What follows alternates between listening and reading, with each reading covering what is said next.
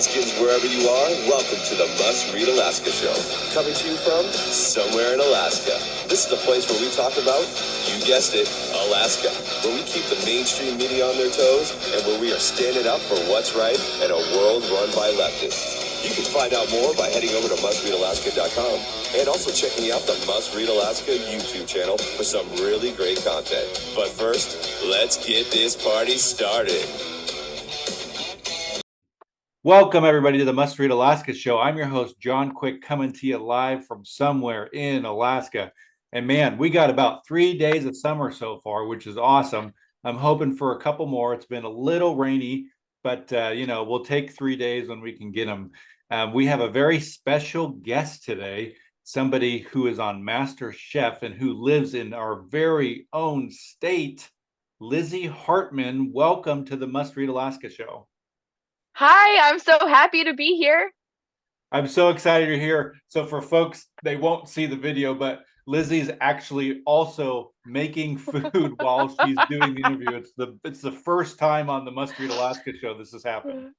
We got to multitask. I love it. So Lizzie, you are a private chef. You're one of probably the most popular chefs in Alaska. Tell me about how you first started out in this field. I think probably most people like food, but it's a whole nother thing to make it their profession. Yeah. Well, when I was 15 and we moved to Alaska, obviously that's a big change for a teenager. It was a very rough move for me. I didn't want to be here. It rained the entire first summer that we got here. So pretty tough. I was in a pretty tough place. My mom was also working full time. My dad worked full time. So it kind of became my job to make sure dinner was on the table when they got home. So I kind of fell into cooking through that, but I realized that I loved it, and I realized that I was okay, I was good at it. So I started watching, all the YouTube Gordon Ramsey clips I could find. I taught myself how to cook. I would go to Barnes and Nobles here in Fairbanks and just spend hours in the cookbook section, writing down recipes I probably shouldn't have been. But through that, I taught myself how to cook. And I found out that through learning how to cook, I was able to connect with my community. I was able to meet other little girls in my area. I was able to make friends. I was able to kind of build my own little bubble of people through food. And I ended up hosting my own little contest at my house. We would make dishes, and then we would put them on my dad's Facebook for all of our family and friends to judge. That's awesome. So it was just a really great way for me to kind of get out of the depression I was in as a teenager. So this last year you auditioned for MasterChef.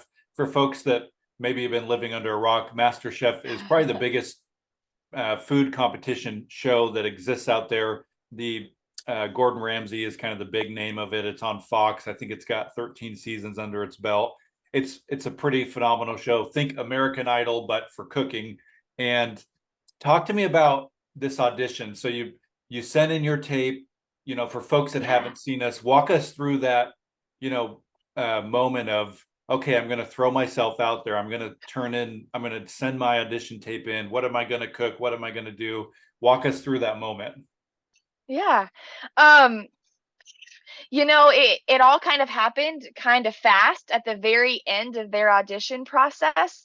I sent in the video. You don't really think much is gonna come of it. The show is actually something me and my son. So during the winter, I do a lot of cooking, and I'll have, a TV show playing just to kind of keep my mind happy while I'm cooking. And my son will just stand by the counter and he'll watch the shows with me. But MasterChef is one we always watch.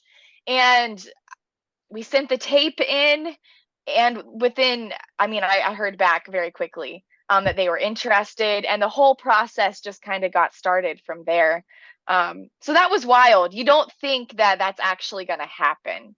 And it did, and it went well.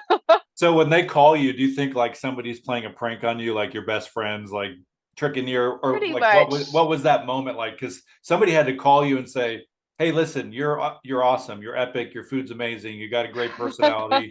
you get all these kudos, and it's probably, not everybody gets to have those calls.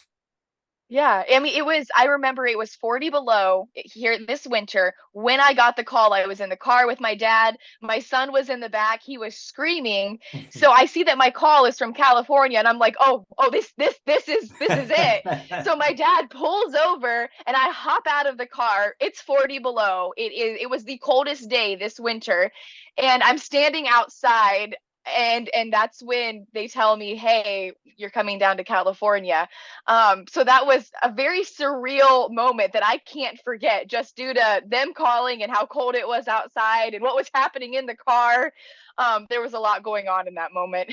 That's awesome. So you get on the show, and probably the clip that everybody's seen is you made a halibut dish, and Yeah. it got judged, by all the judges, just like it normally does. But what made you choose that dish? It's kind of obviously Alaskan-ish, bringing some Yeah. Alaska flavor to the MasterChef competition. Talk to us about why you chose that dish.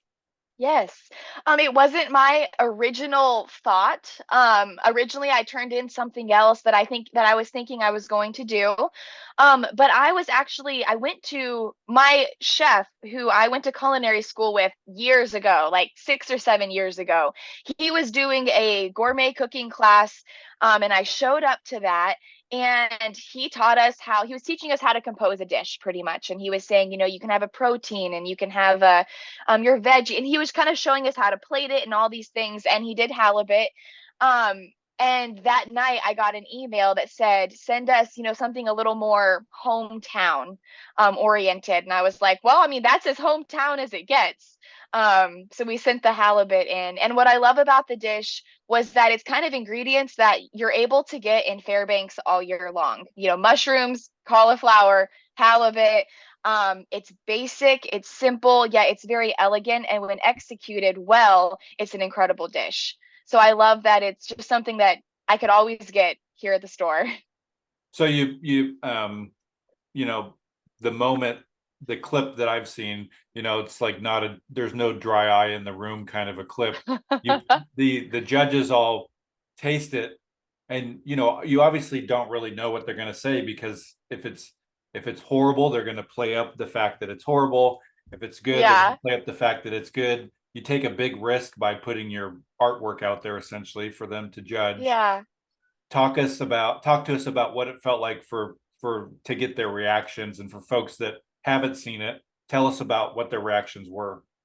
Yeah, the reactions blew me away. I was cooking with some incredible chefs. I mean, every person that was there auditioning, the ones you saw, the ones you didn't see. I mean, they are people at the top of their game. So I felt I felt a little out of place. So I honestly didn't expect that reaction. And when that happened, when they told me they loved it, when they gave me those accolades, especially hearing from Joe, he was the one I was most nervous about, and I truly expected him to maybe not like it, because that's kind of what happens. So to hear them say how much they loved it was just really, really special, and it was just a genuine emotion that you were seeing on my face, and a genuine shock that was actually happening. It's like the golden buzzer moment on Yeah. so congrats to you. I think that's pretty awesome. So what you got the apron. So what does that mean? Yes. Does that mean that you're top 20 when you get the apron? Tell us about what that is. Yeah. Um, there were thousands who sent in videos. There was a lot that went down to actually audition. There was a good number that actually made it to live auditions. And then to finally make it to that top 20, that was incredible. So that means that, I was in the competition. That's pretty awesome. So, what was more intense? Every year there's a bathtub race in Fairbanks. Was it more intense judging the bathtub race or being on MasterChef? I definitely slipped into my Gordon persona as I was judging these bathtub races here in Fairbanks. It felt like, oh, this feels good to sit on the other side. Yeah, I liked it. So, where can people find? There's going to be tons of folks, especially in Alaska, that listen to this week, Yeah. that are going to be like, "Oh my gosh, there's somebody from Alaska on MasterChef. I have to watch this." where can they tune in and see, the next episodes and all that? Yes. So it's 7 o'clock on Fox here in Alaska, on the local Fox station, and then next day on Hulu. And then if you follow me at Alaska Lizzie on all the different social media platforms, I'll be posting reminders and updates about the show. Awesome. So, taking your Fox News hat off, let's talk for a second about your tour that you're doing. You're doing a Yeah. flower, some kind of flower tour. I saw on your Instagram, which looks Yes. awesome. You got a school bus, you got flowers, you got happy people. Talk to us about Yes. that and where people can get information about that because it looks awesome. Yes. So my first love is small business here in Fairbanks. I'm obsessed with the small businesses in Alaska. I am truly passionate about each one of them and their story and how they make Alaska a better place. So a few years ago, I started doing small business tours. They started off for free. I was packing a school bus that a church let me borrow or rent from them, and we would pack that bus out and we would just hit all the stores in town, so that way ladies or men who don't know about certain businesses, like they could be introduced to them. But my most recent one is there is two sisters here in town and they own a peony patch out in North Pole. They also own a gift shop in Fairbanks. So we're wanting to highlight them and to drive some more people into their store. So we're going to visit their store. We're going to visit the peony patch. I'm cooking. I'm making cakes and charcuterie cups. So it's just going to be a great experience for everyone. We sold out in under 12 hours. Wow. So be watching for the next small business tour because we've got a lot Congrats. of fun ones. That's Thank pretty you. exciting. So last question to you is this, Lizzie. What advice would you give somebody that's, you know, 10, 11, 12 that maybe was in your shoes 10 years ago? Maybe they were sitting in Alaska in a small town and it's raining for 6 months and then it's winter for 6 months and they maybe feel like, what am I going to do with my life? What Yeah. advice would you give them? Because you figured out how to pull yourself up from your bootstraps and make a run at it and become successful, and others can too, but oftentimes they need that story or that little piece of motivation to help them get to the next level. Yeah. Um, I found my success and my joy through serving others through food. And what I would tell any, 11 or 12 or 13-year-old that's struggling with maybe some of that same seasonal depression is cooking is the easiest way to serve your community. And through that, you feel better. You can't help but feel better. There is all kinds of organizations that would love some homemade cupcakes dropped off or some cookies. And that's just the easiest way to start. Buy yourself a pack of um, cookie mix from the store, make it up, and go to your local nonprofits here in town or your local schools and pass them out. And it will truly change your entire perspective.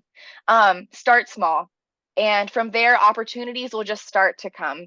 And it's just the best way to feel better about living in Alaska, maybe when days are a little dark.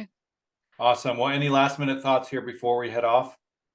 Well, just thank you so much, and thank you for what you do for Alaska, and just for sharing and letting other people share. So I really appreciate that.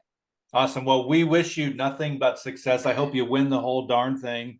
And Thank you. folks, you can tune in to MasterChef. I believe you said Wednesdays at 7 here on Fox Yes. News in Alaska. We'll put a Yep. link to the show in the podcast description. I'll put Lizzie's social media stuff in the podcast description as well. And again, we hope you win it here. We'll be rooting for you. And Fox, you got to take a look at this because everybody loves a small town story. So we hope that Lizzie does really, really good. And until next time, I'm John Quick from somewhere in Alaska. Thank you. Thank you.